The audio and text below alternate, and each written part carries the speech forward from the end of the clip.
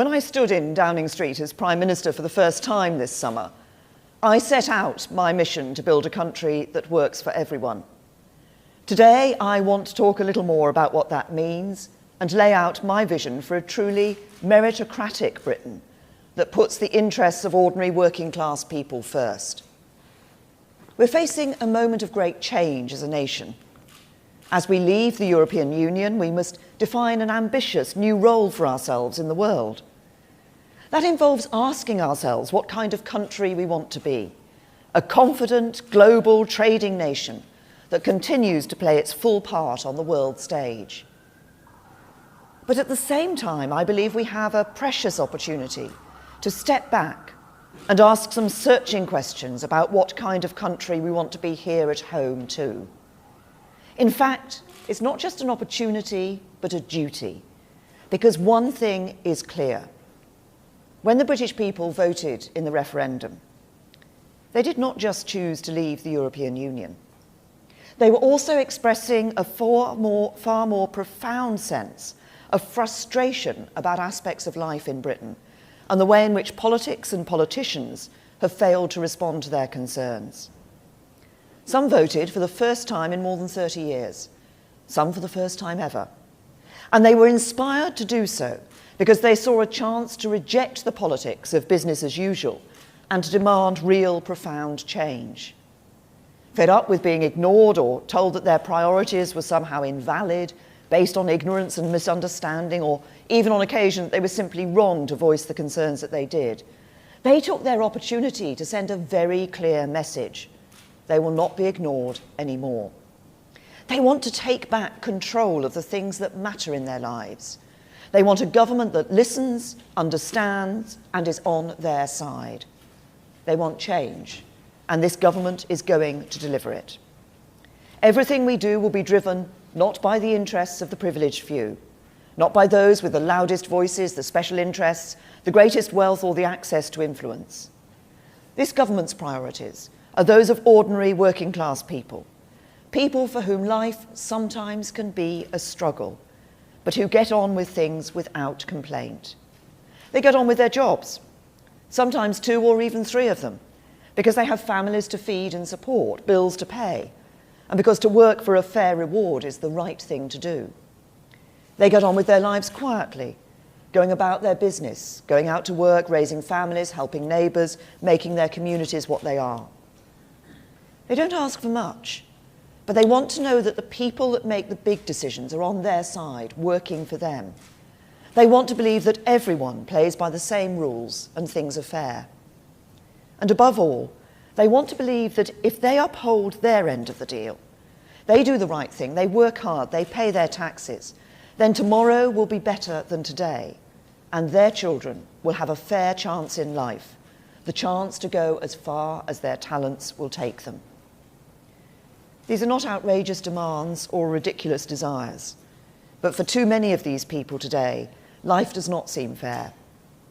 They're the people who made the real sacrifices after the financial crash in 2008, though they were in no way responsible, and they wonder if others, some of whom really do bear responsibility for the crash, did the same. More than anything else, they worry, truly worry, that the changing world around them means that their children and grandchildren won't have the same opportunities they have enjoyed in life. They deserve a better deal. And to give them that, we should take this opportunity to step back and pose a fundamental question. What kind of country, what kind of society do we want to be? I am clear about the answer. I want Britain to be the world's great meritocracy, where everyone has a fair chance to go as far as their talent and their hard work will allow. I want us to be a country where everyone plays by the same rules, where ordinary working class people have more control over their lives and the chance to share fairly in the prosperity of the nation.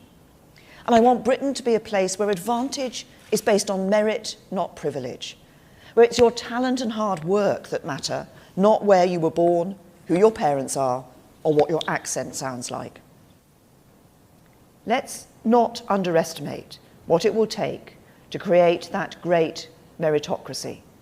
It means taking on some big challenges, tackling some vested interests, overcoming barriers that have been constructed over many years. It means not being afraid to think differently about what disadvantage means, who we want to help and how we can help them.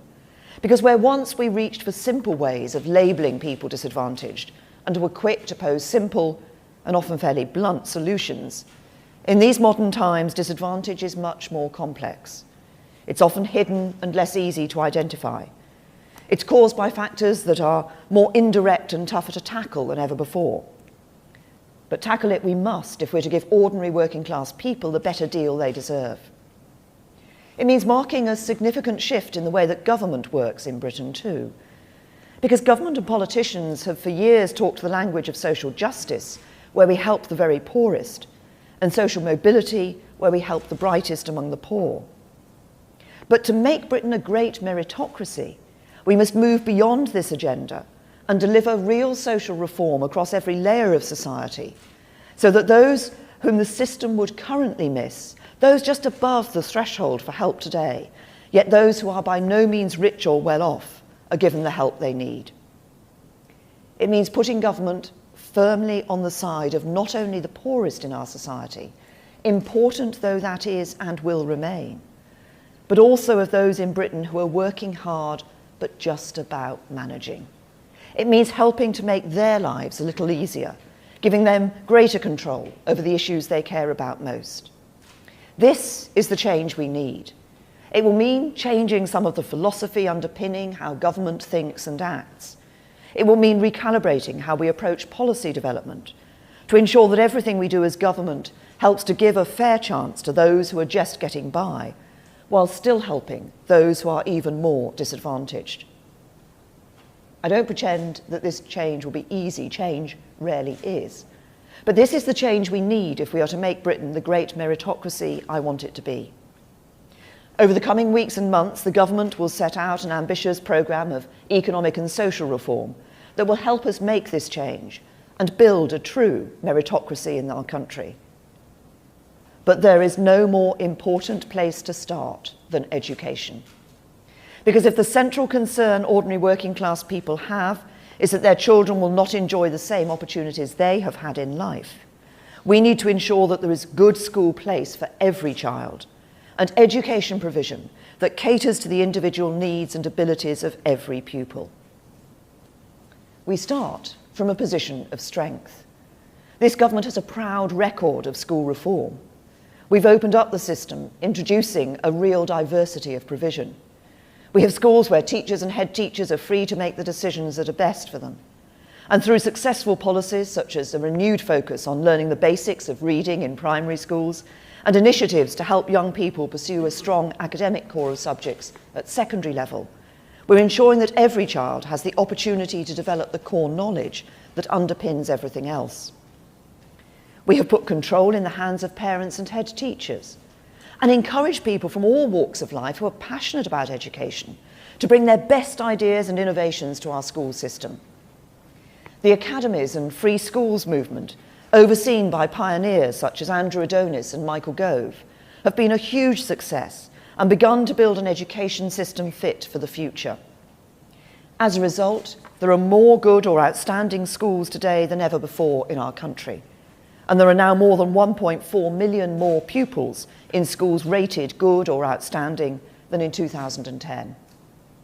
Our curriculum reforms mean that the proportion of pupils taking core academic subjects at GCSE is up by almost 4/5.